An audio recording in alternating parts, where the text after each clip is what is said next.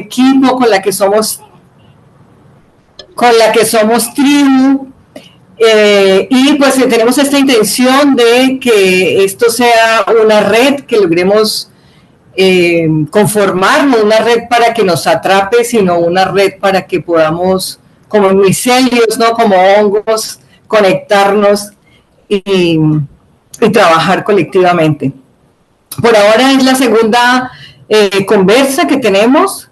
Vamos a ver qué cosas se pueden ir dando entre las ideas que van surgiendo en estos trabajos que estamos haciendo digamos que alrededor de esta idea del interser, ¿no?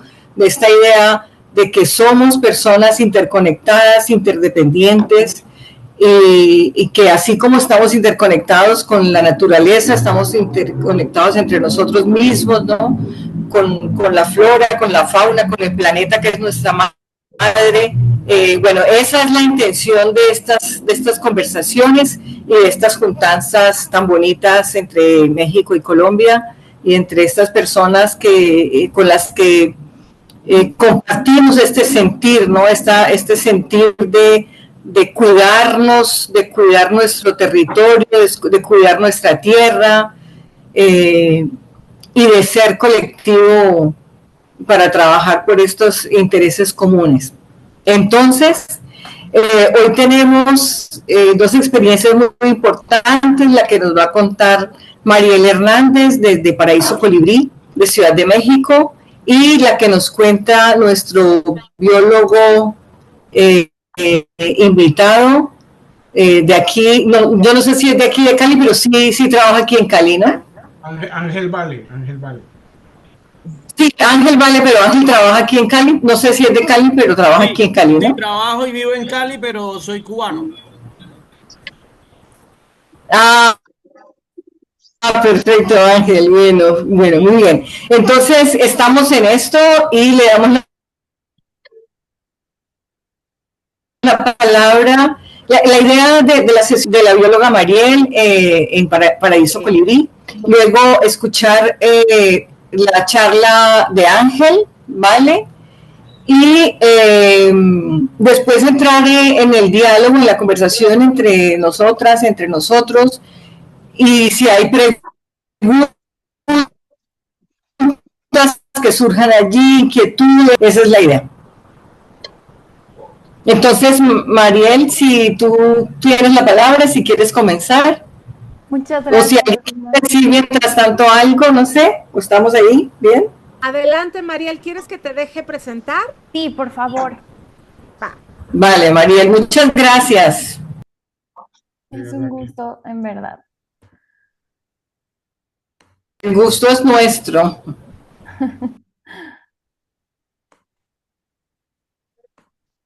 Ahí está, Mariel. A ver si puedes. Sí, dame un segundo. Está como cargando.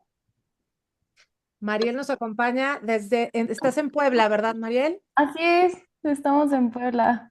Bien.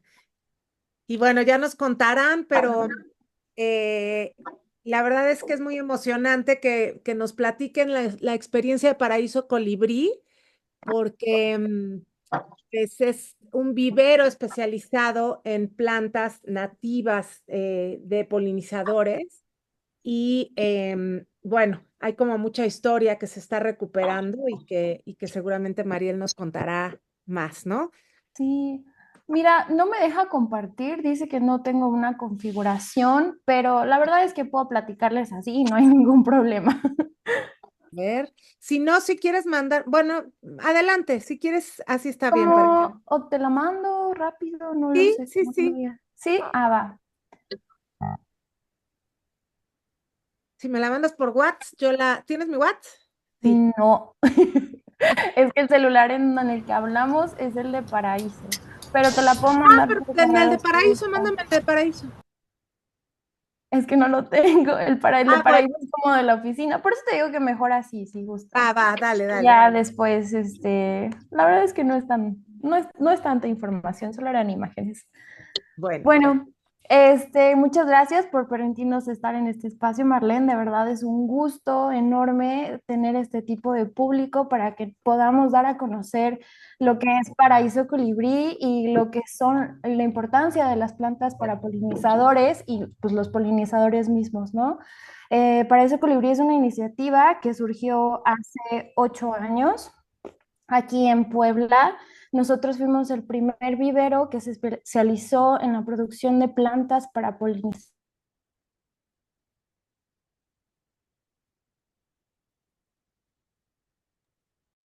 Cerraste el micrófono, Mariel.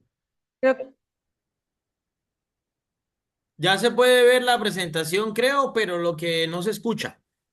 sí, yo puse nada más ahí la página de Paraíso Colibrí, pero no te escuchamos, Mariel. Tienes apagado el micrófono, Mariel. Sí, ya está Ahí abierto. estás, Y ahora ahí está sí. abierto. Ah, ok. Ya estoy hablando un buen. No, gracias por decirme. Bueno, entonces comenzamos. Muchas gracias, Marlene, por permitirnos estar en este espacio, dar a conocer la importancia de los polinizadores y sobre todo los jardines para polinizadores. Yo soy bióloga de formación y actualmente soy coordinadora de Paraíso Colibrí. Nosotros somos una iniciativa que surgió hace 8 años. Fuimos el primer vivero en dedicarse a la producción exclusiva de plantas para polinizadores aquí en México y específicamente en plantas nativas. Eh, Nuestra iniciativa o nuestro proyecto fue parte de una necesidad, realmente, una necesidad de tener esas plantas silvestres, esas plantas mexicanas a la mano para que podamos nosotros crear estos jardines, ¿no? Porque al final del día, si nosotros ponemos una vista aguda, creemos que en las zonas urbanas, que es donde enfocamos nuestros jardines, no, ya no hay tantos polinizadores.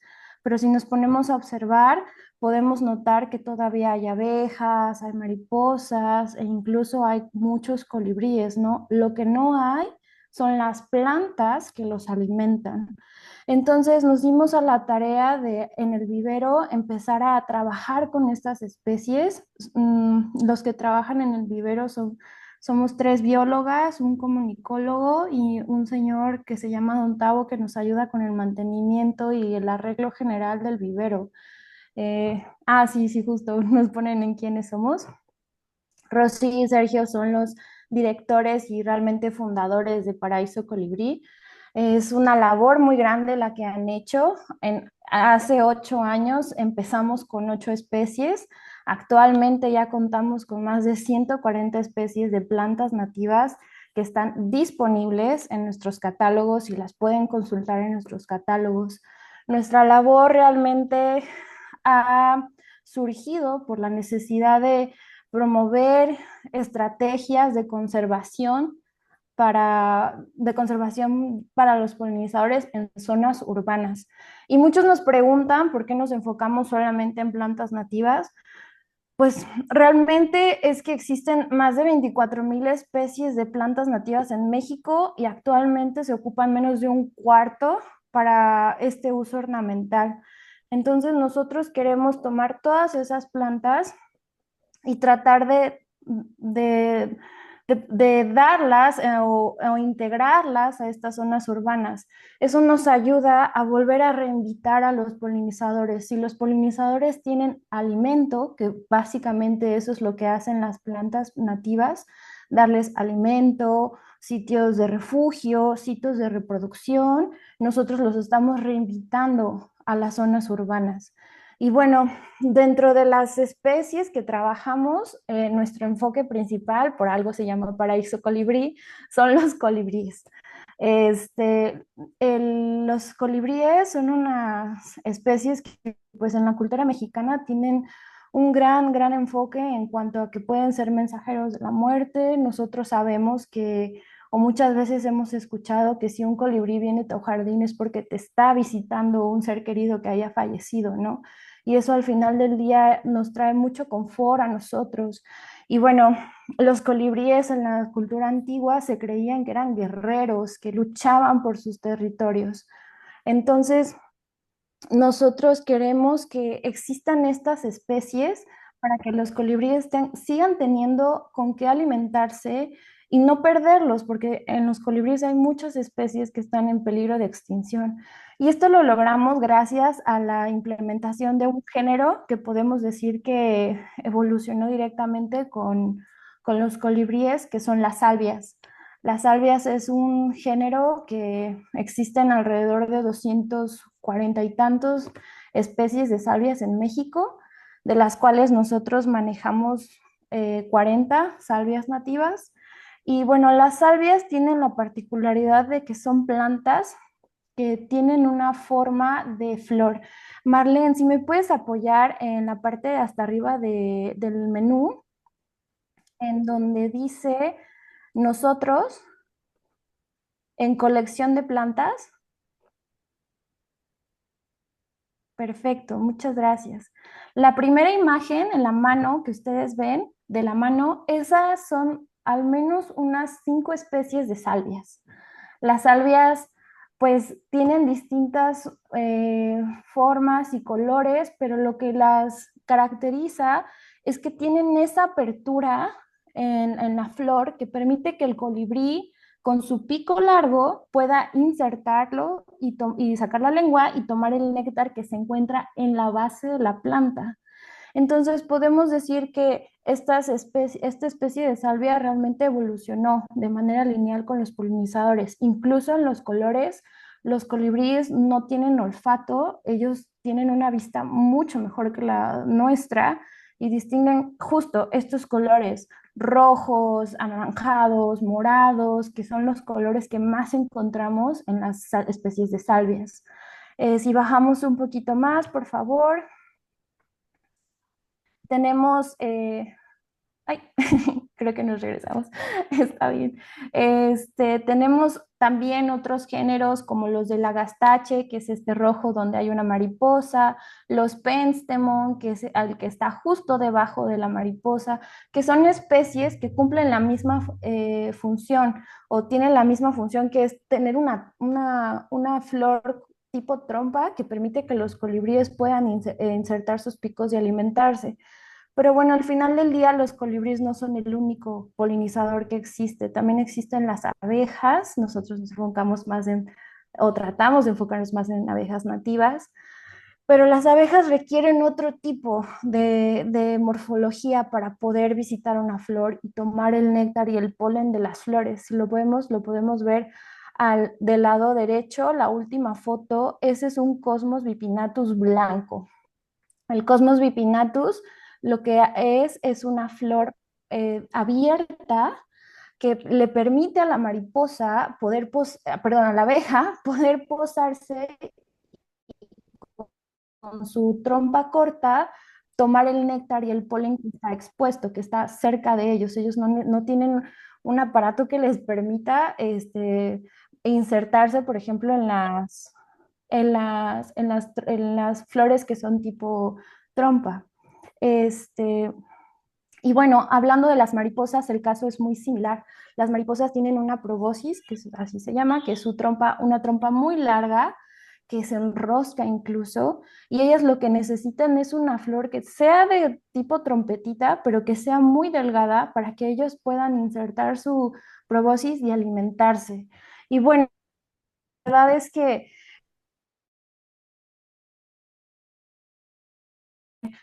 la imagen de medio es nuestro vivero,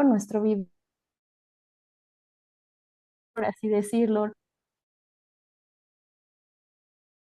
Sí, no es un vivero muy convencional. Las especies que tengamos sean especies que crezcan de manera natural. Eso nos ayuda de las plantas, en primera instancia, nos ayuda a saber cuál es su potencial ornamental, es decir, saber qué plantas colocar en qué espacio. A lo mejor nosotros tenemos jardines que son no sé qué. Entonces es cuando nos entra el conocimiento, nuestro conocimiento biológico acerca de las plantas y podemos poner especies que son resistentes a la sequía, por ejemplo. La imagen pasada justo es la entrada de nuestro vivero. Al principio, o sea, la verdad es que ahorita ya está como, esta imagen yo creo que es hace como 2 años, ahorita ya hemos mejorado muchísimo gracias a la apertura de la gente de conocer, de implementar este tipo de especies. Y bueno, la verdad es que Marlene Esposo nos han promovido a poner espacios en la Ciudad de México, camellones, en donde nosotros podemos estas especies y ponerlas y darnos cuenta cómo iluminan un lugar en cuanto a los colores y también en cuanto a los polinizadores que empiezan a llegar, ¿no? Eh, en el vivero nosotros ya nos encargamos de la reproducción. Hay algunas especies que se reproducen de manera sexual, que es decir, en forma de esqueje. Hay otras especies que netamente tenemos que hacerlas o reproducirlas desde la germinación, ¿no? Nosotros nunca nos hemos llamado los únicos, somos una red de viveristas que tenemos o que hemos tratado de implementar que otras personas nos ayuden a producir este tipo de plantas. No ha sido una tarea fácil porque realmente pues las plantas nativas es una idea muy nueva. Se conocían algunas especies, pero realmente no era algo que la gente tuviera la apertura de tener. Sin embargo, en estos tiempos en donde hemos visto el alimento en general para tener frutos, para tener semillas, ha alcanzado a cierto grado que decimos, vengan estas plantas, implementemos estas plantas para cuidar a los polinizadores, también para cuidarnos a nosotros. Entonces, la verdad es que ha sido una tarea ardua, pero nos ha encantado porque sabemos que todas estas plantas tienen un propósito y que cuando nosotros implementamos estas plantas en espacios, no necesariamente necesita ser un jardín de 10 metros cuadrados, puede ser en una jardinera realmente que tengas, o sea, el único que necesita es que tenga un acceso al exterior fácil para que los polinizadores puedan entrar y salir, nada más. Entonces pueden ser jardineras, pueden ser jardines ya un poco más grandes, camellones, pabellones, alguna banqueta. Los espacios no nos limitan para que nosotros podamos integrar estas especies y ayudar y empezar a conservar a los polinizadores de maneras que pues no podemos entender a veces, ¿no? Realmente nos da mucho gusto ver la apertura de la gente hacia estas especies, darles la oportunidad es algo que, no, que a nosotros nos permite tener visitas, nos permite tener este tipo de espacios en donde podemos difundir lo que es Paraíso Colibrí y lo que hacemos, pues al llegar a más lugares, la verdad. ¿Alguien está hablando? Muchas gracias por este espacio, Marlene. La verdad es que pues, si tienen alguna duda o alguna pregunta, se las puedo contestar sin ningún problema. Muchas gracias, Mariel. Yo creo que vamos a pasar a la charla de que Dulia ahorita nos comente, pero súper interesante y estoy segura que van a haber preguntas. Así que aquí quédate con. Gracias. Sí, gracias, Mariel, gracias. Bueno, entonces dejamos las preguntas para el final, como habíamos dicho, y le damos la palabra a nuestro invitado. ¿Estás Hola, por ¿cómo ahí? están?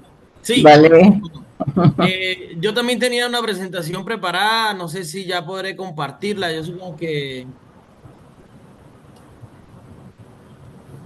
Sí, pues intentemos, o si no, si quieres mandárselo a Marlene para que ella lo presente, también puede ser, ¿no? Ahí Sí, deberías, a ver, creo que ahí deberías poder. De ahí le cambié la vale, configuración. Sí pudiste. sí puede. Ay, sí, ya por fin pude. ¿La están viendo así en grande? Buenísimo. Sí, perfecto, muy bien. Ah, bueno. Gracias, Ángel. Perfecto. Bueno, les voy a contar primero que todo un poquito de mí. Pues yo también soy biólogo como Marlene. Pues yo nací en Cuba y allá hice mi pregrado, ¿no? En la Universidad de La Habana. Y luego hice lo que sería la maestría y doctorado en la Universidad de Vigo, en España. Durante todo mi pregrado y mi trabajo como de posgrado, sobre todo he trabajado con la interacción entre plantas y animales, mayormente con orquídeas, y de hecho mi tesis doctoral fue con orquídeas de las Antillas Mayores. Y lo que hice fue pues estudiar los diferentes polinizadores y cómo eso les permitió a ese grupo de orquídeas diversificar y ocupar todos los espacios que ocupan en mis islas, ¿no? Porque pues digamos que soy oriundo de una de estas islas. Y hace ya 8 años que vivo aquí en Colombia y he trabajado sobre todo en la Javeriana, que pues la Pontificia Universidad Javeriana, la sede de Cali, pero también trabajé un tiempo en una escuela de jardinería que queda en un ecoparque muy cercano aquí, que es muy famoso en Cali, que se llama, bueno, el río se llama Pance y es un lugar espectacular. Entonces, la Javeriana tiene un bosque urbano, o sea, el campus de la Javeriana en sí se conforma como un bosque urbano de la red de bosques urbanos de la ciudad de Cali, y es allí donde sobre todo he ido desarrollando ciertas actividades, que es lo que les voy a contar ahora. Entonces, aquí les estoy mostrando mi propio jardín, que pues vivo pues en una unidad residencial del sur de Cali, donde al principio la gente como que no le cuadraba mucho que en el medio, que yo prácticamente sacrifiqué todo mi jardín para hacer un lago, y puse solo las plantas en las zonas aledañas, y sobre todo lo que más le chocaba era que muchas de las plantas eran plantas silvestres, ¿no? Entonces, eso me trajo muchos problemas al principio, pero ya luego mis vecinos se fueron acostumbrando,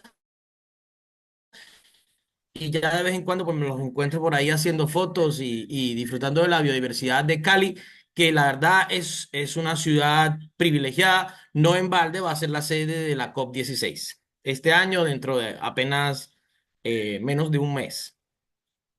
Entonces, la idea es cómo esta inspiración mía de mi propio jardín y el hecho de trabajar en la Javeriana, que es un campus hermoso, me fue encaminando poco a poco digamos, como más allá de las asignaturas que impartí en la universidad, intentar ver cómo desarrollar un movimiento o ayudar a que se desarrollara en la universidad, desde la universidad y en esta escuela de jardinería, donde el enfoque era completamente agroecológico.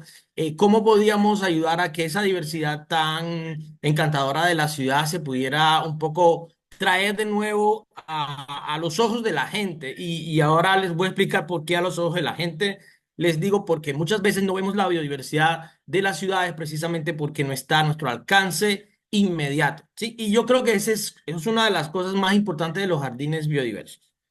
Lo primero que vamos a tratar de, pues, como conceptualizar un poquito qué es un jardín biodiverso. Y entre las cosas que destaco es que precisamente algunas de esas malezas que la gente o plantas, digamos, las plantas que la gente está acostumbrada a verlas como una amenaza para la jardinería, en realidad no lo son, y se trata de priorizar y de favorecer, porque estas plantas son las que están mejor adaptadas, digamos, a las condiciones locales, pero además tienen una relación muy cercana con las especies de animales que estamos tratando de atraer y de disfrutar. Permítame un momentico, que alguien me está tocando la puerta y ya les digo.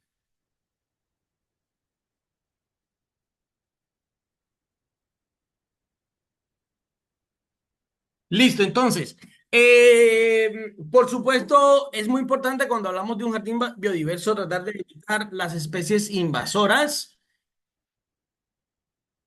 Y, ¿qué pasa? Las especies invasoras son un problema porque pueden alterar en gran medida digamos, los equilibrios naturales que se establecen en los ecosistemas, y por eso tratamos pues, de imitar lo más que se pueda, digamos, las zonas naturales que rodean a ese pedazo de ciudad que estamos tratando de convertir en un jardín biodiverso. ¿Sí? Pero por supuesto podemos hacer más, podemos crear otras instalaciones que luego vamos a ver, que ayudan a que ciertos componentes de esa diversidad de polinizadores realmente no solo pase por el jardín para alimentarse, sino que también puedan tener refugio, etcétera. ¿Ok? Entonces, digamos que un jardín biodiverso en muchos sentidos es como decir un jardín silvestre. Y aquí yo les traigo algunos ejemplos de jardines silvestres, pero más bien europeos. Y ahí es donde quería pues dejar claro que yo coincido con Marlene, que en gran medida el principal problema de los jardines biodiversos y los jardines nativos, por ejemplo, sin duda están de moda y es obvio que son necesarios porque es la forma de poder, digamos, facilitar la llegada a los lugares que nosotros como especie predominante hemos ido transformando, la llegada de esos animales nativos. Hay un problema grave y es que en la mayoría de los viveros, y me alegra mucho conocer de esta experiencia en México, la mayoría de los viveros no ofrecen especies nativas, ¿sí? Y, por ejemplo, en Colombia existen regulaciones para tratar de que se prioricen las especies nativas, pero en cambio no hay jardines o viveros especializados en especies nativas. Y eso es un contrasentido y puede frustrar todavía más a las personas porque no se puede lograr el acometido, ¿no? Ahora, pero ¿por qué son importantes a final de cuentas los jardines biodiversos para los polinizadores, no ya tanto para nosotros?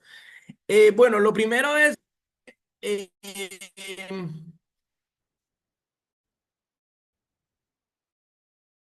yo diría que tiene tanta vegetación y tanta naturaleza todavía como la que estamos viendo en esta diapositiva, porque sin duda los polinizadores pueden encontrar la manera de persistir, de reproducirse, de procrear y aumentar en el número de individuos y se mantiene un cierto nivel de diversidad. Pero en la medida en que no podemos estudiar o no podemos conocer esa diversidad, no podemos conservarla. Entonces, yo creo que la principal importancia de esos jardines en las ciudades es que traen al plano de nuestra cotidianidad y al alcance visual especies de plantas que van a estar al alcance de nosotros y donde vamos a poderlos ver y vamos a poder estudiarlos, ¿no?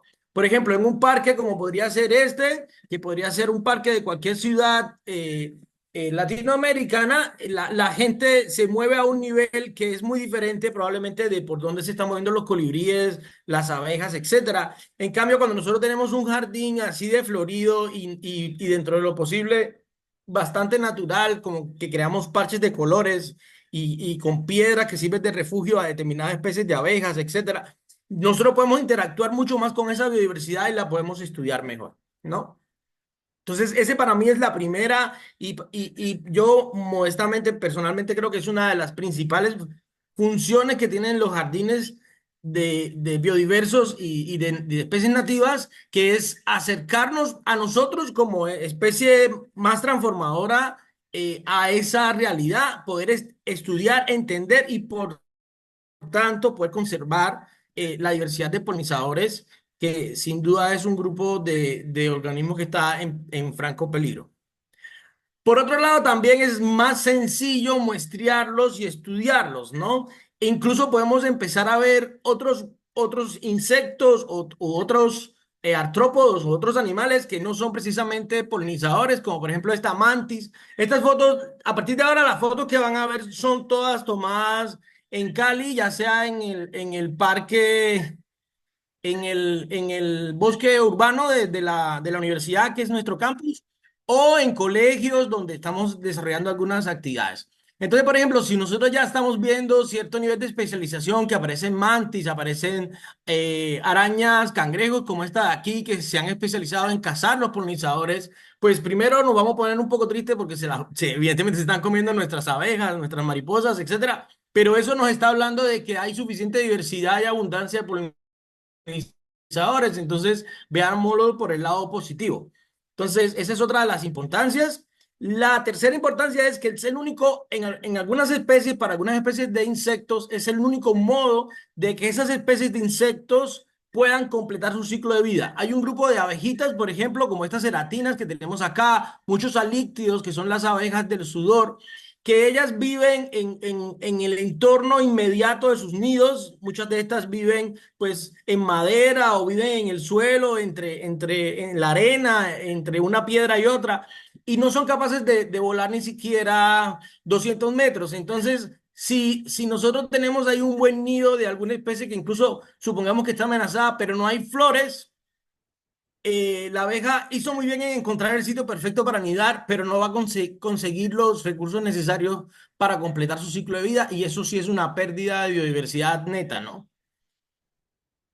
Por otra parte, también podemos hablar de que estos jardines, si nosotros los diseñamos bien, pueden funcionar como unos reservorios que nosotros los seres humanos estamos subsidiando para la vida en temporadas extremas. Por ejemplo, mi lago de mi casa funciona, y eso se nota cuando hay sequía en general en el sur de Cali, que no es tan común. El sur de Cali es bastante húmedo y llueve mucho, pero cuando hay demasiado calor y mucha sequía, tú te das cuenta de que aumenta muchísimo la densidad de abejas y de mariposas que llegan, porque alrededor de ese lago, y como yo riego todos los días, y lo mismo pasa en los colegios donde no estamos trabajando o en la universidad, se crea como unos pequeños spots o manchas o parches de hábitat que son óptimos para que determinados componentes de la fauna de polinizadores puedan, digamos, pasar el mal trago de la época seca o de la época demasiado calurosa. Entonces, eso también es muy importante, porque de eso depende que esas especies puedan recolonizar luego espacios más grandes, y que puedan cumplir su función a una escala mucho mayor ya del paisaje. ¿Listo? Y también podríamos decir que estos jardines muchas veces funcionan como laboratorios a cielo abierto que permiten experimentar no solo sobre las propias polinizadores, sino también sobre la flora, las interacciones, la información, cómo hacer que la gente se interese y que pueda, digamos, acercarse. Y eso genera una serie de experiencias que se pueden extrapolar a otros lugares, ¿sí? E incluso pueden servir para que unos jardines biodiversos creen un volumen de semillas reales. No estoy hablando en sentido figurado, sino semillas de verdad, que se pueden donar a otro sitio. Y de hecho eso es lo que hemos estado haciendo desde la universidad. Generamos las semillas que luego se llegan a otros colegios, pues colegios de niños más pequeños y jóvenes, y así pues estamos como de alguna manera abaratando los costos de hacer un jardín desde cero. Y por último, que por supuesto es una oportunidad para que una comunidad, cualquiera que sea diana, en nuestro caso, en mi caso en concreto, y las actividades que hemos estado haciendo ha sido la comunidad universitaria y también la comunidad escolar en algunos colegios cercanos, tengan un espacio de microcosmos, ¿sí? De insectos y de color en su día a día. Y eso es una importancia obviamente más para nosotros que para los propios polinizadores, porque los muchachos aprenden, y más estas generaciones nuevas que se les llama, que son la generación de cristal, aprenden un poco a lidiar con la frustración de que los jardines se malogren, que no crezca algo, o que, digamos, ya no ven determinado tipo de insecto a los que le han cogido un cierto cariño. Mejor dicho, ya esto tiene que ver más con el componente más espiritual, pero sin dudas, durante el tiempo de la pandemia y posterior a la pandemia, digamos, estos jardines funcionaron como una especie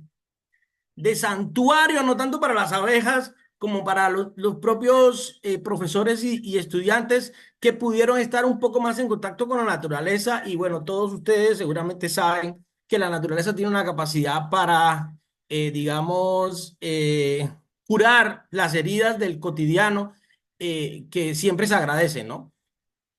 Entonces, ¿qué en concreto qué hemos hecho en la Javeriana, y qué hemos hecho desde la Javeriana? Aquí les estoy mostrando algunos de los estudiantes que tenemos. No todos son de biología, otros son por ejemplo, de nutrición, gastronomía. Algunas veces han llegado estudiantes de fotografía, de diferentes carreras, que se suman y han ido pues haciendo suyo este proyecto de estudiar sobre todo las abejas. Digamos, en la universidad Sobre todo hemos puesto el énfasis en las abejas porque es un grupo que está muy poco estudiado, los insectos en general están muy poco estudiados. Aquí en Colombia sí los colibríes, por ejemplo, están muy bien estudiados y es un país mega diverso en aves, pero de las abejas se sabe bien poquito. Entonces, nosotros nos creamos un proyecto que se llama Red Pro Abejas, que el nombre completo sería Red Pedagógica de Santuarios de Abejas de Cali, que fue financiado por The Pollination Project Foundation. Y allí lo que estamos creando es una red en diferentes colegios de la ciudad que no discrimina si son colegios más bien ricos o más bien pobres. La idea es al contrario que sea muy horizontal y que permita conectar a chicos de diferentes estratos sociales. Y allí estamos haciendo en los diferentes colegios como especie de círculos de interés donde los muchachos aprenden sobre las abejas. Se está manejando la cría de abejas sin aguijón, que son abejas que son sociales y que sí producen miel, pero que tienen la ventaja de que como no tienen aguijón, no representan un peligro para las personas que las manipulan. Y por otro lado, estamos, desde biología, estamos un poco acompañando la gestión integral de las abejas y los polinizadores en el campus. Entonces acá ustedes pueden ver que hemos ido construyendo este tipo de hoteles para abejas, donde tratamos de que estén representados los diferentes sustratos que necesitan abejas distintas. Por ejemplo, hay abejas que son carpinteras, entonces a esas hay que ponerle pedazos de madera y se le inicia con un taladro los huequitos para que ellas luego lo completen y allí van poniendo sus huevos. Estas son abejas solitarias que no producen miel. Otras lo que requieren son como pequeños tubos que en muchos casos son pedacitos de bambú o incluso pedazos de tallos, pero que tengan el centro, la médula del tallo que sea como bien blandita. En dependencia de las características morfológicas de cada abeja y de sus necesidades, pues uno le va creando diferentes espacios. Aquí, por ejemplo, les puedo mostrar, aquí ya este fue colonizado, ¿ven? Aquí tenemos una abejita que ya colonizó ese hueco y aquí ya no solo colonizó, sino que completó su trabajo y puso el polen y el néctar necesario para dejar sus huevos y ya lo cerraron. Luego solo falta que emerjan los nuevos individuos, ¿no? Y todo esto en gran medida, muy al principio, después que ganamos el proyecto, los estudiantes lo hacían con sus propios recursos. Por ejemplo, estas casitas se construyeron con recursos de los propios estudiantes. Unos trajeron la madera, los otros trajeron lo que se utiliza para impedir que se mojen, etcétera. Y lo otro que también hemos hecho es esto de aquí, que es la señalización de dónde están los nidos de las abejas de los meliponinos, que son estas abejas sin aguijón que les comenté que son nativas, que por supuesto, sobre todo en México hay mucho desarrollo de las abejas, sobre todo en la cultura maya y en Yucatán, de las abejas sin aguijón. Allá tienen meliponas que son muy productivas. Nosotros tenemos las llamadas angelitas, que es como se llaman en Colombia, y que son muy pequeñitas. Luego, no sé si habrá por ahí alguna foto que les pueda enseñar. Y donde quiera que encontramos un nido de estas angelitas, nosotros estamos poniendo ¿sí? ¿Alguien me está hablando? Ponemos estas flechas donde le decimos a la comunidad estudiantil y los profesores y colaboradores eh, que esos son unas abejas que no representan ningún peligro porque no tienen aguijón, etcétera, y ya la gente entonces se va como informando, van preguntando, etcétera. Entonces aquí les traigo digamos, un collage de algunas de las especies de abejas que ya hemos podido documentar para el campus de la universidad y como pueden ver son abejas muy diferentes. Hay algunas que colectan ciertas sustancias muy particulares, por ejemplo estas de aquí, solo colectan aceites en determinados grupos de plantas. Algunas especies son grandes, como estas copas que pueden visitar flores realmente muy grandes. Y, y aquí tenemos, pues, por ejemplo, las abejas de las orquídeas, que son las que visitan las flores de las orquídeas, los machos, para poder colectar los aromas con los que van a traer a sus hembras. Y bueno, esto que está aquí en la esquinita es un nido, la entrada, un nido de angelitas, pero en este caso son angelitas negras que pertenecen a otro género, no son las típicas angelitas. Pero pues la idea es que ustedes vieran un poquito todo lo que hemos ido viendo y con eso estamos haciendo, de hecho se va a hacer un libro de las abejas del campus que bueno, que también podemos ir avanzando en eso y muchas otras cosas más. ¿Cómo operamos? Pues resulta que no somos arquitectos, ni tenemos las herramientas de muchos de los que nos están viendo, pero con lo que se tiene, los biólogos sobre todo, nos hacemos un diseño de cómo queremos nuestros jardines biodiversos y yo les traje este ejemplo solo. No tengo fotos del jardín real porque pues tendríamos que hacerlo y en una próxima oportunidad les muestro. Pero lo que hicimos fue que para tratar de evitar las dificultades que suponen, por ejemplo, las hormigas arrieras o hormigas cortadoras de hojas y la escasez de lluvia en determinada época del año, diseñamos unos jardines que fueran ribereños, ¿no? Aprovechando que tenemos un lago espectacular en el campus. Entonces lo que vamos a hacer es que ocupamos estos dos pisos y de esa manera garantizamos que el agua ingrese al sistema simplemente por capilaridad. Y la idea entonces es aprovechar la iluminación tan buena que existe, la conjunción del agua, etcétera. Y con eso, pues la idea es hacer jardines como estos, que no necesariamente en la fase en la que estamos se están haciendo con especies nativas, porque lo que les decía, en Cali es muy difícil, es más fácil conseguir árboles nativos que plantas herbáceas nativas. Entonces lo que estamos haciendo es priorizar plantas que sí sean nativas, pero si no se tienen, se cogen especies que sean exóticas, pero que tengan muy escaso, una muy escasa capacidad invasiva. Perdón, entonces, por ejemplo, los girasoles nos sirven lo que llamamos aquí el girasol rojo mexicano, que es una titonia. Los cosmos, que también los estaba mostrando Marlene en su presentación. Y con eso, entonces, hacemos como diferentes pisos para garantizar que haya más, digamos, colorido. Y a la vez que le estamos añadiendo un poco de color al campus, estamos garantizando que las abejas y otros tipos de polinizadores tengan como un espacio bueno, ¿sí? Entonces, eso sería como todo lo que tenía para mostrarles. Digamos que la idea es que a partir de la universidad se pueda nuclear toda una red en diferentes sitios, sobre todo en centros escolares, pero yo me sueño que también la red de bosques urbanos se sume para que en aquellos parques donde también hay unas garantías mínimas de que se va a poder cuidar el jardín, se puedan establecer estos jardines de polinizadores, porque obviamente al no ser árboles, las plantas que se ocupan en los jardines de polinizadores tienen la desventaja de que muchas veces son herbáceas y tienen una capacidad de acceder al agua del subsuelo muy limitada, entonces sí requieren de un poco más de cuidados y de atenciones.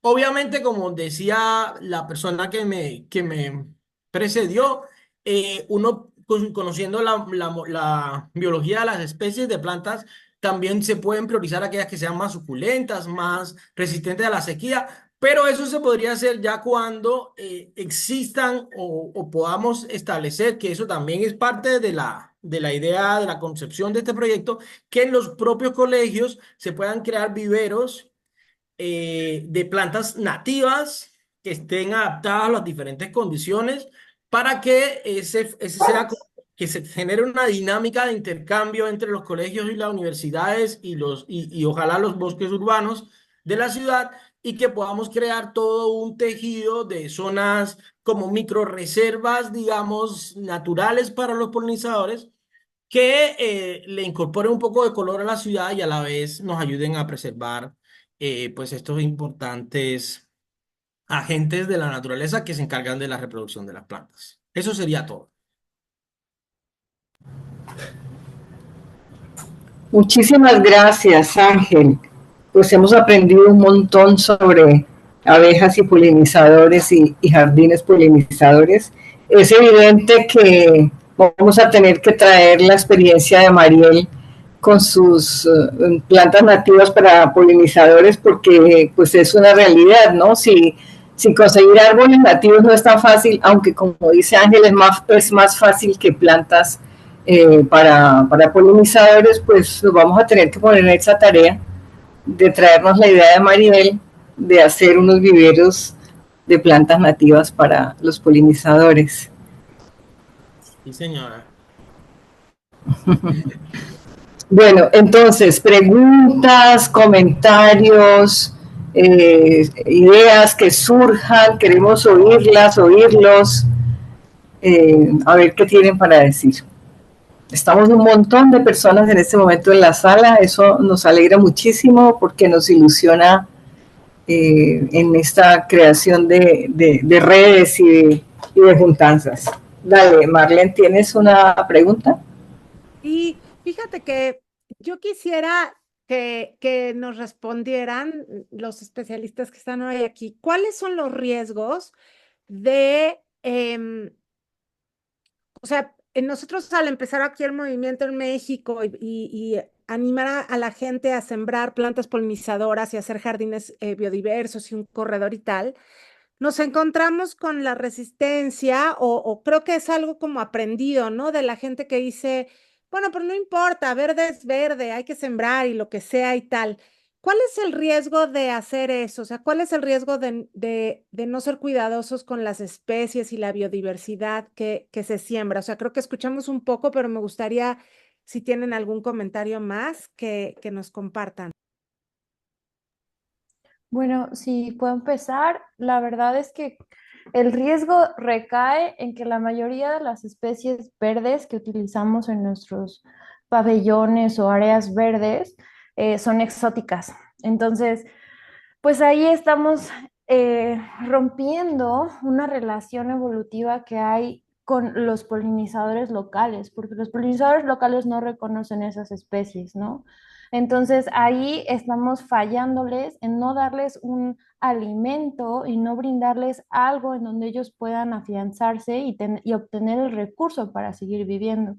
Si nosotros les fallamos a ellos nos van a fallar en no dar la polinización, de la cual, al menos aquí en México, dependemos más del 80% de que los alimentos se polinicen para que nosotros podamos tener alimento.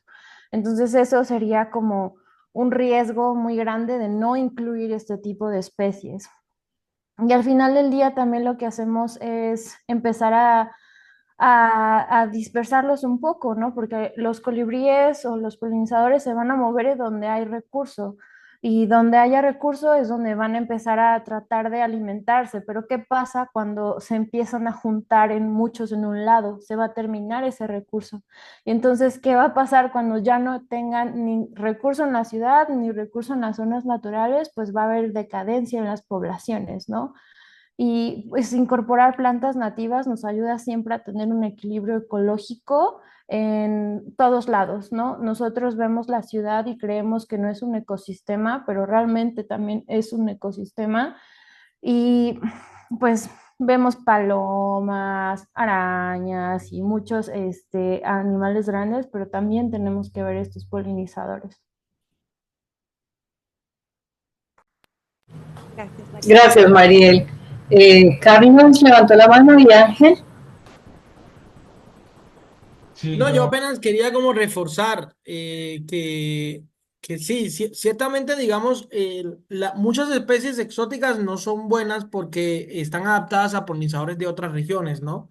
Pero aun cuando encontremos alguna especie que sí sea propia que digamos que pueda ser útil para los polinizadores nativos, no debemos de prestarle importancia al hecho de que a veces esas especies pueden convertirse en invasoras y van a crear una serie de desequilibrios que van mucho más allá de su interacción con los polinizadores, sino que incluso pueden empezar a competir con las especies nativas, a cambiar la estructura de los ecosistemas naturales, sobre todo los que han sido más perturbados. Entonces, la llamado es a que si vamos a hacer este tipo de jardines, que prioricemos las especies nativas o aquellas que sabemos que no tienen un alto potencial invasor. Para eso hay información en el país que se puede consultar y que por supuesto este es digamos, este tipo de redes es el vehículo ideal para que esa información le llegue a la ciudadanía, ¿no?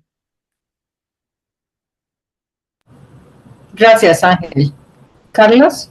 Sí, yo quería hacer como, primero decir que esto me parece bellísimo, esto es súper emocionante que nos volvamos a juntar. Yo oigo hablar a Marlene con el acento mexicano y me parece increíble eso. O sea, sentir que nos estamos juntando. Tengo como una observación y varias preguntas.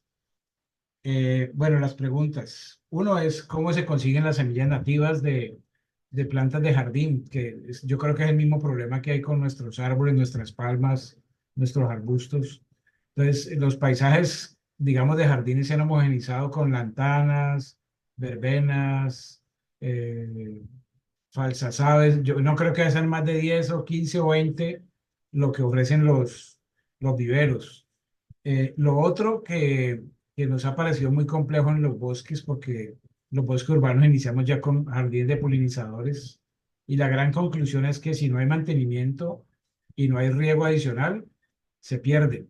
La respuesta que buscamos a eso la estamos construyendo con la red, y es hacer que los operadores, que son los contratistas del aseo que todos los caleños pagamos en las facturas de servicios públicos, cumplan con su deber y tengan el mantenimiento mínimo de esos bosques, y que podamos buscar empresas que adopten los bosques, no para cortar el prado y lo que hacen los operadores, sino para tener esas herramientas de manejo del paisaje, los jardines, los macizos con arbustos. eh, si logramos eso, y vamos a necesitar el apoyo de ustedes que saben tanto de plantas, sería increíble, porque si logramos eso, como se está logrando, por ejemplo, en la Hacienda, que es uno de los bosques urbanos adoptado por la Fundación Valle de Lili, vamos a tener la gente allí metida, o sea, la gente, ojalá que la gente pueda untar, pueda tocar las plantas, pueda apropiarse de esos espacios. Y para mí, y creo que para mucha gente de la red, sería increíble que pudiéramos rescatar todas las planticas de jardín, yo lo digo mucho, de las abuelitas que se han ido perdiendo, y esa relación con las plantas, inclusive con plantas medicinales, con plantas condimentarias. Eh, Estamos tratando de hacer eso. Sería muy chévere que pudiéramos empezar a hacer investigaciones también con los estudiantes universitarios, investigaciones que generaran, digamos, ciencia ciudadana también con la gente de los barrios. Para mí es clave la apropiación y que la gente se apropie de esos espacios. Eso es clave, porque eso ayuda a que se construyan las políticas, que las políticas siguen siendo muy pensadas desde las instituciones y no desde de lo que la gente va construyendo. Entonces, eso es clave. Entonces, la pregunta fundamental es eso, la consecución de semillas, y si podría generarse un intercambio de semillas con México o más ciudades aquí en Colombia. ¿Cómo impulsar este tema de los jardines biodiversos, conseguir semillas, financiación, apropiación de la gente, etcétera?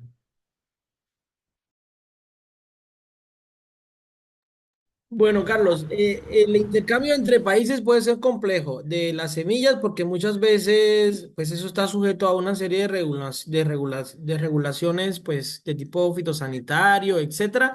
Pero lo que sí se puede hacer es intentar crear como una red de semillas nativas y aprender, eso sí, de la experiencia de México y esa experiencia que hoy tuvimos el privilegio de ver pues de primera mano y de primera voz, de cómo en México sí hay un movimiento ya en el que están haciendo viveros de especies nativas, pero especies herbáceas, porque aquí todavía nos hemos quedado y así todo no hay tanta. Pero aquí de especies arbóreas algo se puede conseguir, pero de especies lo que son nativas, muy poquito. Tiene que ser una especie nativa que sea de distribución muy amplia y que está en toda América, como por ejemplo algunas lantanas y cosas así, que uno sí las puede usar, no porque no sean tan comunes y las veamos siempre, no son especies exóticas, no, son nativas, solo que se utilizan y se ocupan mucho. Entonces, más que todo, aprender de esa iniciativa, de cómo se hace, pero sobre todo es cambiar el chip.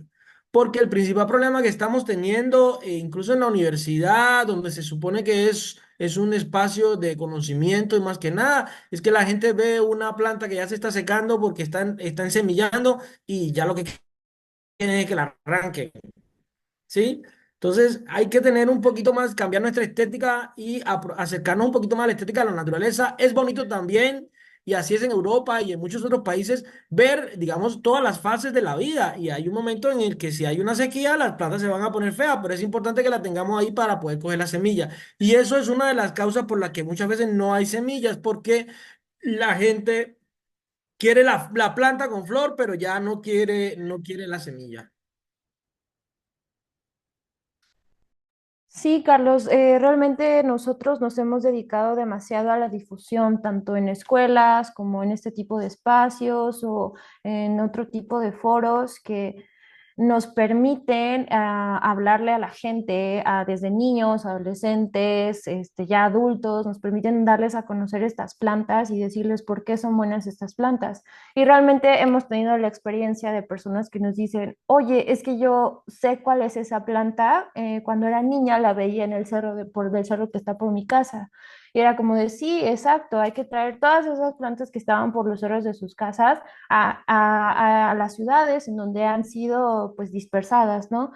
Y en cuanto a la recolección o cómo obtener este tipo de semillas, pues sí, Ángel tiene mucha razón. Hay muchas normas que nos van a limitar en cuanto a qué especies podemos intercambiar. Sin embargo, pues por experiencia propia, nosotros somos biólogos, entonces pues salíamos al campo, ¿no? El asunto de la recolección de semillas ahora sí que es algo aparte. No podemos recolectar y dejar el ambiente o el ecosistema sin nada. O sea, tenemos que ser conscientes que si recolectamos de un espacio, no podemos recolectar uno todo y no puede ser un espacio en donde sea como un centro, ¿no? Tenemos que irnos como que un poquito más allá y caminar un poco más y recolectar especies que tampoco estén en la NOM, que es la normación de especies y plantas. Bueno, hay como que todo, pero entran desde animales hasta plantas, hasta todo tipo de especies que estén protegidas porque tienen algún tipo de ¿cómo se dice? Preocupación ambiental, es decir, que estén como a su punto de extinción o haya muy pocas especies. Eso es lo principal. Pero pues nosotros empezamos con la recolección y colección de estas semillas en zonas naturales. Ahora, una cosa es tener la semilla y ya después el trabajo es de germinarla, ¿no? Entonces, la verdad es que yo los invito a que se den una clavada en donde a sus redes, donde pueden encontrar la información acerca de las plantas nativas de sus localidades o de sus regiones y pues empiecen a conocerlas. Eso es lo importante, empezar a conocer qué es lo que hay cerca. Gracias, Mariel. No sé quién más tenía la mano levantada. Yo no veo aquí a toda la... Lucy de Botero. Ujú. No sé si Vale, Lucy. Y después está Justino, que no, creo que no sabe levantar la mano, pero que quiere participar. Adelante.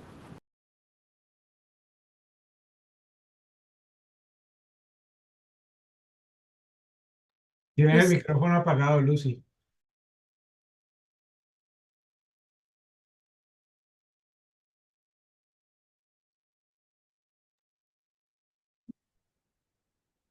Bueno, si no, si en lo que Lucy se desmutea.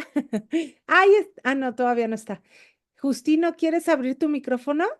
Sí, muchas gracias. Buenas noches a todos. La verdad es que una plática padrísima, súper padrísima, y lo que acabo de escuchar del biólogo, bueno, estos jardines con sistemas de plantación complejos, donde son multicapas, o ahora le llaman praderas, que a todos le queremos llamar praderas, porque entiendo que la palabra es sumamente compleja y no a todos le podemos llamar praderas, sino más bien también entender justamente estas especies multicapa, donde hay ciclos fríos y ciclos cálidos, donde la planta justamente tiene una belleza también al secarse, y es decir, el hecho de que esté seca no quiere decir que esté muerta. Puede ser que sea una planta que tenga una raíz reservante que esté en el suelo y que posteriormente en el siguiente ciclo pueda volver a emerger. Esto quiere decir que también estamos entendiendo a la especie que estamos proponiendo para tener una mayor biodiversidad, ¿no? Entonces, que este es el punto también de entender las especies, justamente para poder ofertar los alimentos y los refugios para todos estos insectos y estas aves. Otra cosa súper triste que veo aquí en México es que yo soy arquitecto de formación y pues en estos temas por pasión de las plantas, y lo que veo tristemente en las revistas de arquitectura y de paisaje es que, por ejemplo, en los entornos como Valle de Bravo, sumamente despachos sumamente importantes en el país, donde la propuesta vegetal que está en Valle de Bravo, en medio del bosque, que ahora con el COVID se acentuó un tema de que toda la gente que tenía poder adquisitivo alto puso unos super ranchos y super mansiones en medio de la nada. Lo que hizo fue contratar paisajistas, y que estos paisajistas lo único que hacen es meter especies exóticas, ¿no? Donde es súper triste ver estos ejercicios que se lo están ejecutando y todavía son premiados. Entonces digo, bueno, ¿dónde está la congruencia de estos arquitectos o arquistars, como le decimos aquí en México, o no sé si también a nivel mundial, que es triste, y sobre todo también es triste la colaboración que tienen con estos despachos de paisaje, ¿no? De renombre. Y bueno, que justamente yo tengo el gusto de seguir a Paraíso Colibrí, que son, la verdad, son lo máximo. No he tenido la oportunidad de ir a Puebla, yo soy de Toluca o de Calimaya, cerquita de Toluca. Y bueno, pues cada quien está luchando desde su trinchera, metiendo el granito de arena todo el tiempo, pero bueno, ese es mi comentario. Entender las plantas a partir de cómo es su crecimiento, de cómo es su ciclo frío, ciclo cálido, sobre todo las herbáceas, y entender cómo trabajan estas plantas para poder tener esta oferta, ¿no? Que es importantísimo. Gracias. No, muchas gracias. Gracias. Gracias, Justino. Tenemos dos Ya preguntas. tengo audio. Dale, adelante, Lucy. Gracias, gracias. Bueno, primero que todo, yo quería agradecer esa bella invitación a compartir este tema tan interesante y traernos a un mundo de color, de formas y de vida, como yo le llamo las abejitas dadoras de vida. Realmente es muy estimulante para a partir de este momento iniciar el proceso de buscar flores nativas para que podamos iniciar esos procesos de siembra y como mostró eh, el compañero de la Universidad Javeriana, semejante belleza de jardines polinizadores que están haciendo alrededor del lago. Eso es de una belleza increíble y muy estimulante y podemos hacerlo en muchos espacios de nuestra ciudad. Y como dice él, en su jardín, él tiene un espacio de agua donde me imagino que tiene cosas bellísimas, las fotografías impresionantes y este compartir del jardín eh, para flores polinizadoras del vivero es algo fantástico realmente. Muchísimas gracias, que se den muchas reuniones tan enriquecedoras como estas. Mil y mil gracias. Esa es la idea, Lucy. Vamos a continuar con estas reuniones. Así sea, gracias. Y también Gracias a ti. dos preguntas en el chat, que si pueden tener el listado de plantas polinizadoras para sembrar en Cali, y de qué forma y cuándo se deben podar los jardines polinizadores. Si nos pueden ayudar con esas respuestas. Bueno, les voy a contar un poquito. Nosotros estamos trabajando en una especie de catálogo donde estamos priorizando las especies que son nativas, pero hay algunas especies no nativas que son, digamos, de uso más bien seguro. O sea, no hay probabilidades de que se vuelvan invasoras, porque obviamente ya sabemos que tenemos la limitación de que no hay viveros nativos en la ciudad y en general en Colombia. Entonces, la idea es que ese catálogo, apenas esté disponible, nosotros lo podamos hacer llegar a través de la red. Manténganse como en contacto porque no es una obra que esté ya terminada. Y aparecen los nombres, están organizados por colores, digamos, de las flores o de los follajes. Y para cada especie estamos poniendo una simbología muy fácil de entender y de leer, donde tú sabes perfectamente. Entonces, cuando lo ves Si tú quieres atraer colibríes, tú vas buscando el simbolito del colibrí, vas viendo cuáles son las plantas que realmente te sirven para eso y puedes jugar con las dos cosas, con los colores de las flores y los follajes y también con los usuarios, digamos, que tienen las plantas. Y estamos incluyendo información no solo en términos de polinizadores, sino también en términos de dispersores de semillas, o sea, qué plantas nos sirven como fuentes de fruto, por ejemplo, para las aves o para los lagartos, etcétera. Entonces, eso en algún momento estará disponible, yo lo puedo hacer circular entre la red. Y no obstante, ya yo compartí en el chat mis datos para que cualquier persona que me quiera hacer una consulta sin problema me pueda contactar. Y en cuanto a la poda, en el caso de los jardines de polinizadores, uno básicamente lo que estaba contándoles el arquitecto, tienes que entender la biología de la planta, ¿no? Hay plantas que son bianuales, donde queda algo dentro de la tierra que vuelve a salir, como puede pasar, por ejemplo, con los hinojos o con algunas dalias. Por ejemplo, hay dalias, la dalia es la flor nacional de México, pero aquí en Colombia también tenemos algunas especies de dalias. Y por ejemplo, las dalias dejan como unas papas dentro del sustrato que una vez que tú ves que la planta se secó, tú puedes cortar la parte aérea, pero ojo, recuerda que ahí va a volver a brotar. Entonces, ese tipo de cosas se va aprendiendo con la práctica. Y lo otro que es muy importante es que una vez que todo se seca, es importante recuperar la semilla. Y casi siempre las plantas se secan cuando las condiciones son más adversas, entonces esas semillas se guardan mientras ocupa el periodo de verano que se dice en Colombia o la época seca, y cuando ya las condiciones van a ser buenas para la siembra, entonces tenerlas bien a mano, localizadas, bien, digamos, etiquetadas, poner cuándo se colectaron las semillas, porque tampoco vas a guardar unas semillas 5 años, porque ya cuando pasan los 5 años probablemente perdió su capacidad para germinar. Entonces, mantener como un ciclo de siembra, recolección, para que no se pierdan las especies. Y sobre todo, una regla de oro en este mundo de las plantas y sobre todo más con las especies nativas, es tratar de compartir, ¿sí? Porque si tú compartes con amigos, con vecinos, etcétera, la probabilidad de que en algún momento esa misma persona te pueda devolver el favor y te pase la semillita o una plantulita siempre es mayor.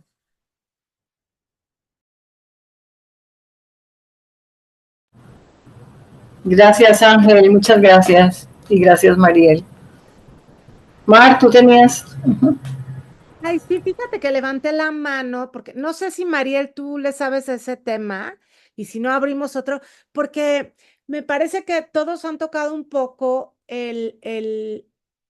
como un poquito aquí y allá, pero quizás valdría la pena en algún momento profundizar sobre el valor de identidad, de conservar los jardines, bueno, de regenerar, de traer a la vida los jardines biodiversos con plantas nativas, ¿no?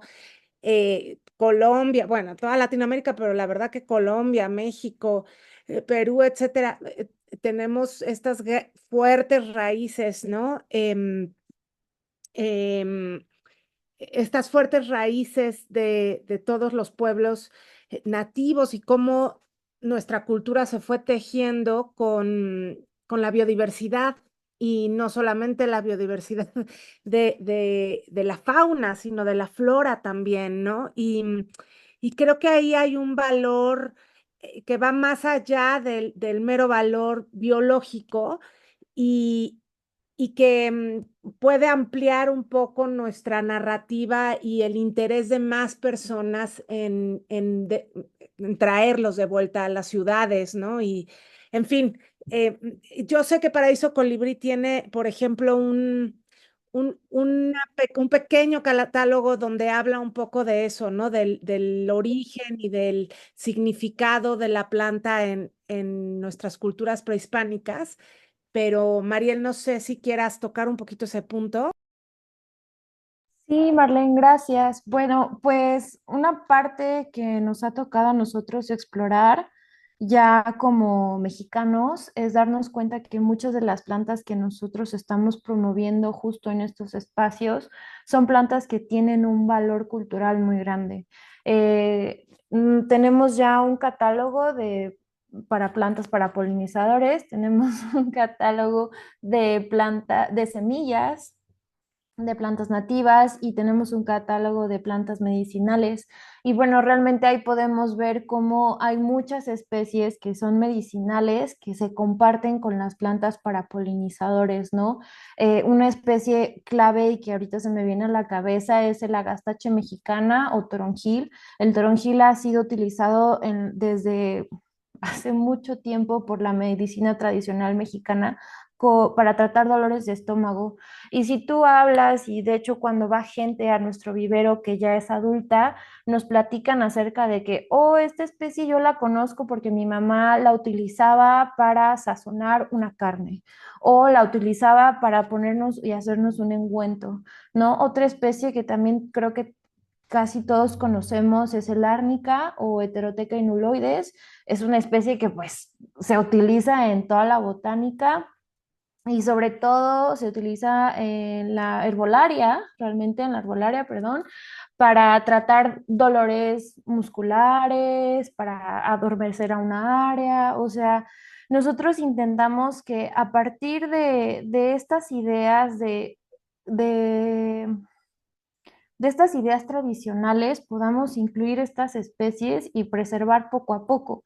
Y bueno, creo que lo principal ha sido o un enfoque que a nosotros nos ha ayudado mucho es el del colibrí, ¿no? El colibrí es una ave que es muy pequeña, es muy rápida, puede que no tengan un ciclo de vida muy largo, pero aprovechan su vida como si no hubiera un mañana.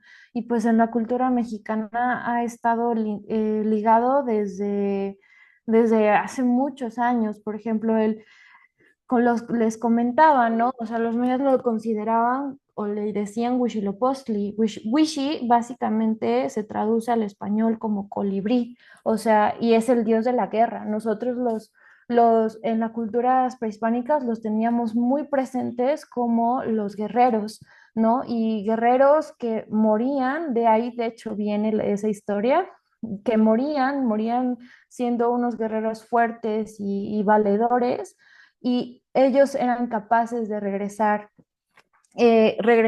y por eso les digo que eran mensajeros, ¿no? Ellos podían entrar y salir del inframundo y dar estos mensajes. Es ahí de donde viene la idea de que si un colibrí te visita es porque te está visitando un familiar, ¿no? Y bueno, eso en la cultura mexicana con Día de Muertos y realmente es algo que nos ha ayudado y hemos podido arraigarnos de esa idea, ¿no? Y al final del día, pues son muy bellos y por eso es nuestra especie bandera. No es que las abejas ni las mariposas no nos importen, no, para nada, las amamos y nos encanta que ya tengamos especies que puedan darles alimento, pero realmente los colibríes tienen un espacio en nuestro corazón muy grande. Sí, y en los mexicanos también, estoy segura. Gracias, Mariel. Victoria tiene la mano levantada. ¿Quieres hablar? Hola, muy buenas noches a todos. ¿Me escuchan Hola. bien? Sí, muy bien, perfecto. Dale. Bueno, pues gracias por la invitación. Me ha parecido como anillo al dedo esta invitación que me llegó a este tema porque yo vivo cerca de la Universidad Javeriana, precisamente donde trabaja el profesor Ángel, y desde hace mucho tiempo yo vengo siendo una enamorada de las abejas. He hablado más que todo pues de las melíponas, pero también de las apis. De hecho, desde hace un año y medio tengo abejas apis en mi casa. Y estoy en el proyecto también de generar un jardín, pues, para darles alimento a estos seres, que es lo que mencionaba la señora bióloga en el proyecto Colibrí, que hay mucho animalito, pero no hay casi comida, entonces se les ofrece comida. Pero hay un tema que me preocupa mucho, de pronto es una pregunta que le podría hacer al profesor Ángel, y es que en esta zona, cerca de la Universidad Javeriana, primero, bueno, se ha parado un poco, pero la explosión de crecimiento en cuanto a la parte urbanística ha sido bastante amplia. Y por temas de salud, por el tema del dengue, bueno, muchas cosas, o el zancudo, hay mucha fumigación. Eso me preocupa porque además de digamos, yo llamo como abejas domesticables, que son las apis, que son productoras de miel, cera, también están las otras abejas que hemos visto en la charla, durante la charla, y hay mucha mortandad de esos animalitos.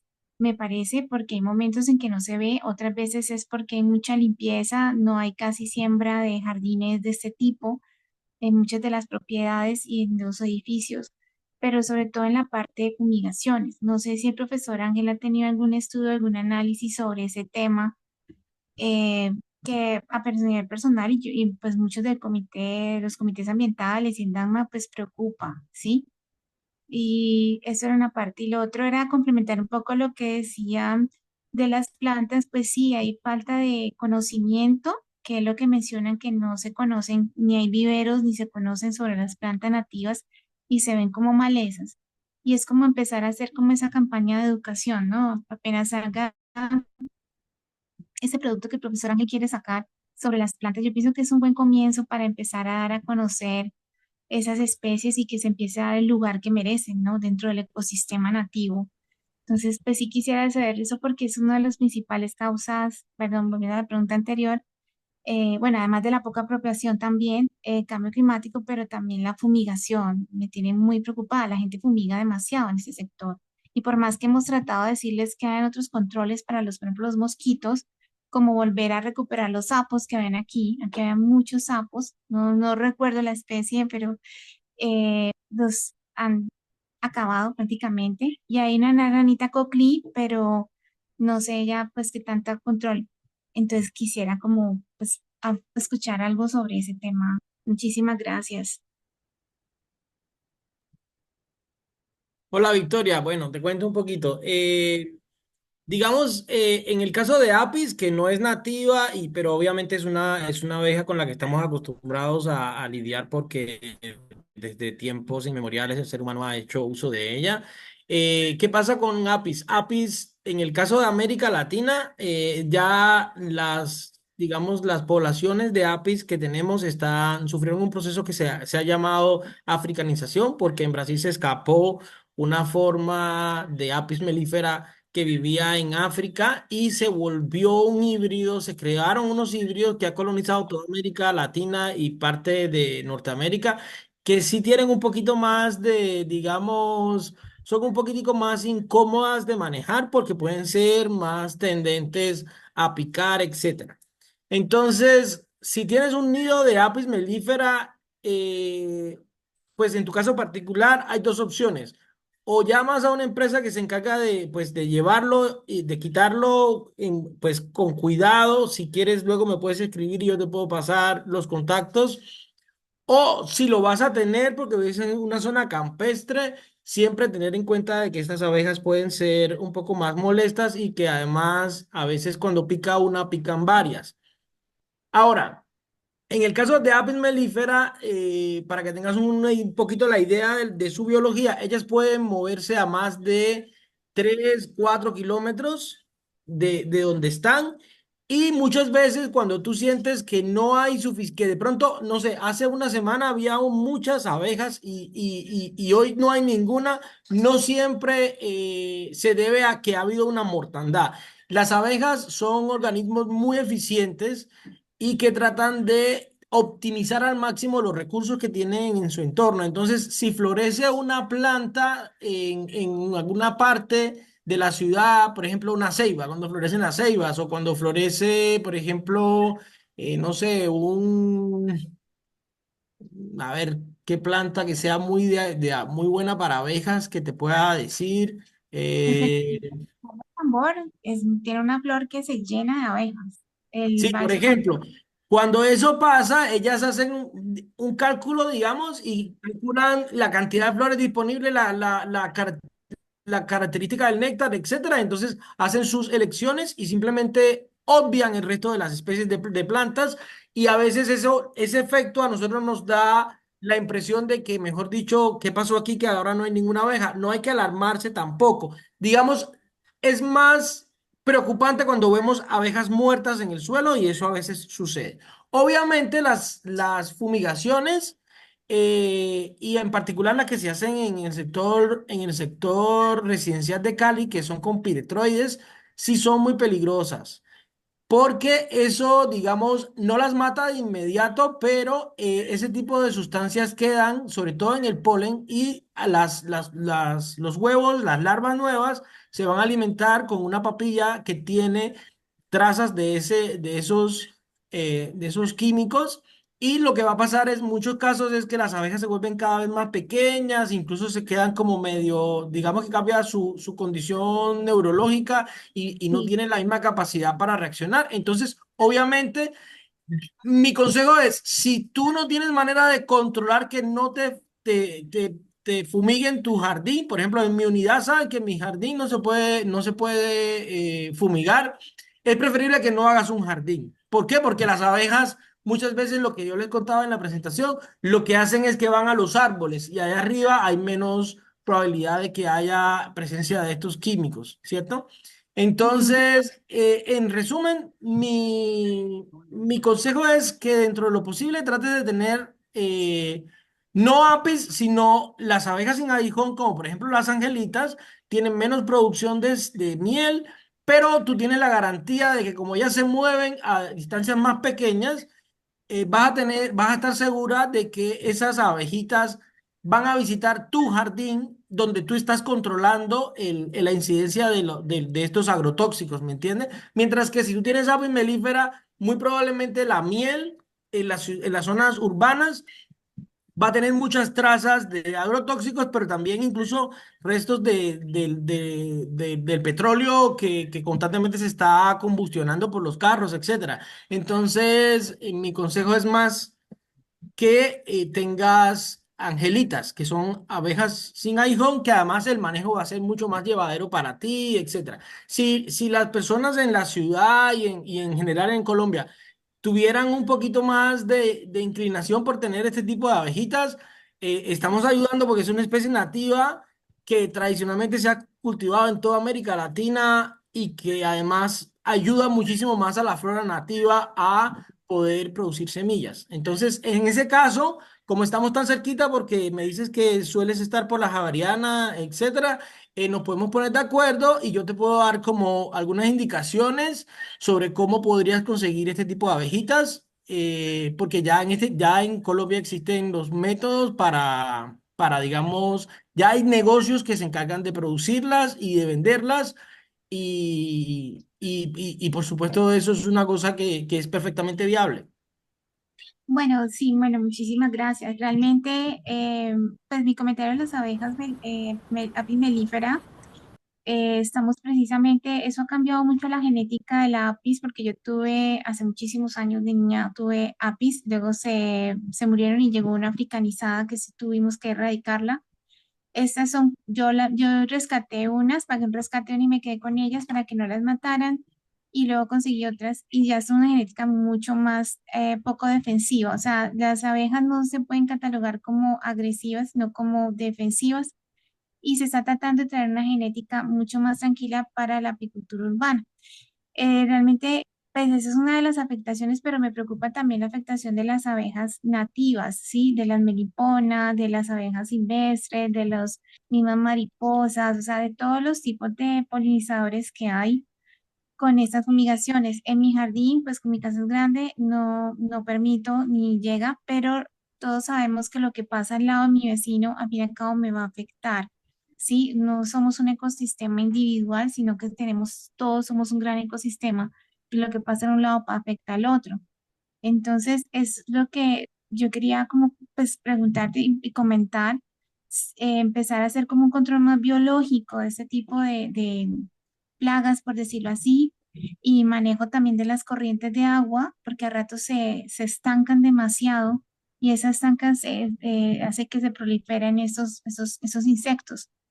Yo creo que Victoria va a tener que pedirle una cita definitivamente a Ángel porque esto es porque hay mucho tema para que conversar y pues de eso se trata justamente, ¿no? De establecer como esas redes y estos apoyos que tenemos. Yo también voy a buscar a Ángel porque en Bellas Artes tenemos la ilusión de hacer también un jardín biodiverso y de entrar a trabajar con los polinizadores. Entonces yo también le haré una consulta ya particular a Ángel, si me lo permite.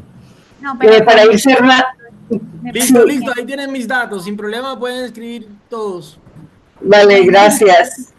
María Patricia, ¿querías decir algo para ir cerrando, para dejar tema para otra juntanza? Sí, Dulima, muchas gracias. Profesor Ángel, pues yo soy una admiradora de su trabajo aquí en Cali y ahora que usted nos muestra la experiencia que está haciendo en la Universidad Javeriana, especialmente con ese jardín que van a implantar alrededor del lago, yo quisiera preguntarle si es posible que la universidad en una labor de extensión nos pudiera ayudar con un diseño de un jardín en uno de nuestros bosques urbanos públicos.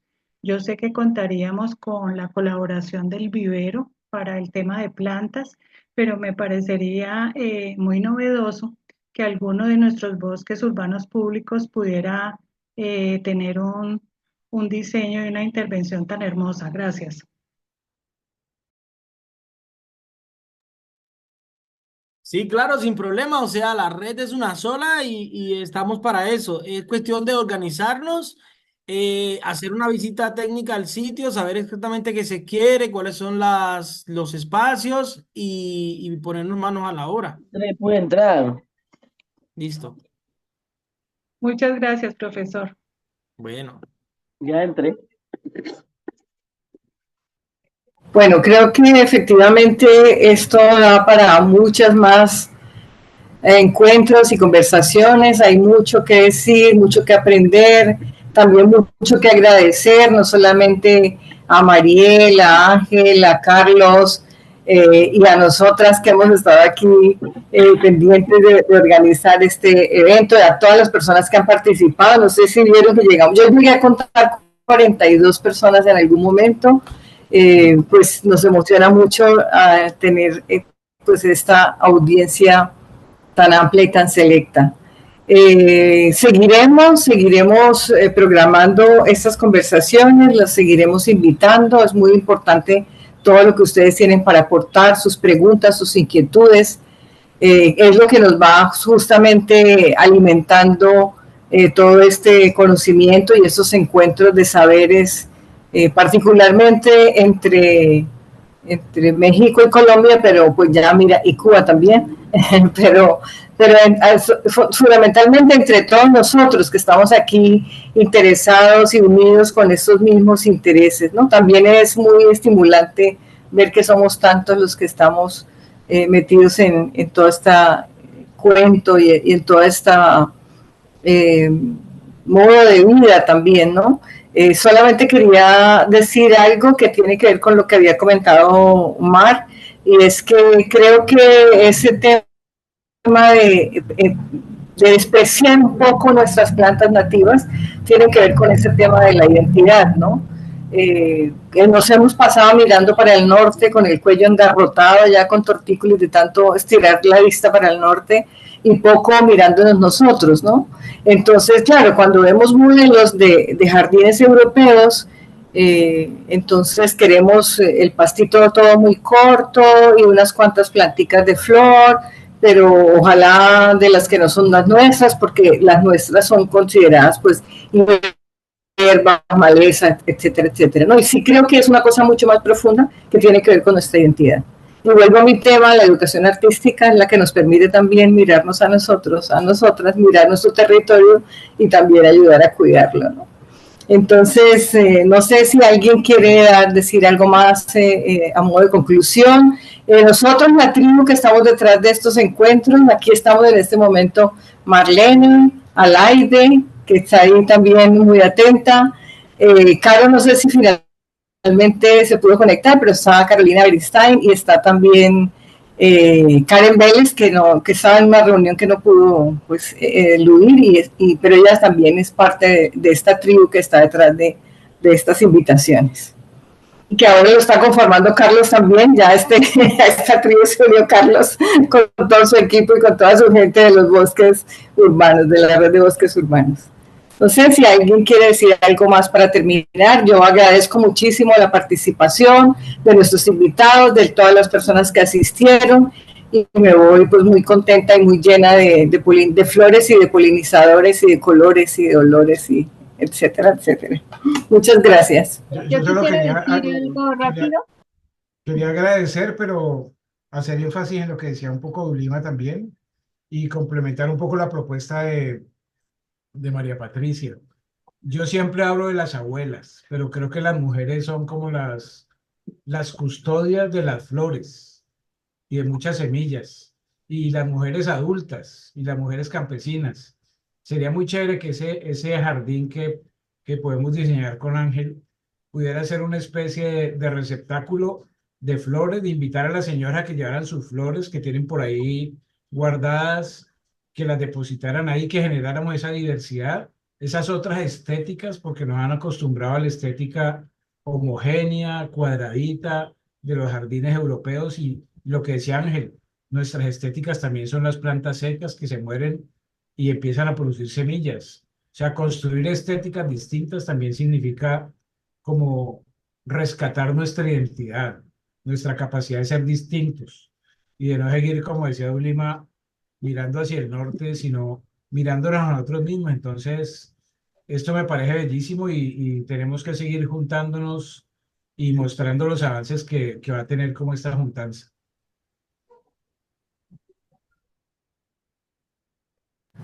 De acuerdo, Carlos, gracias.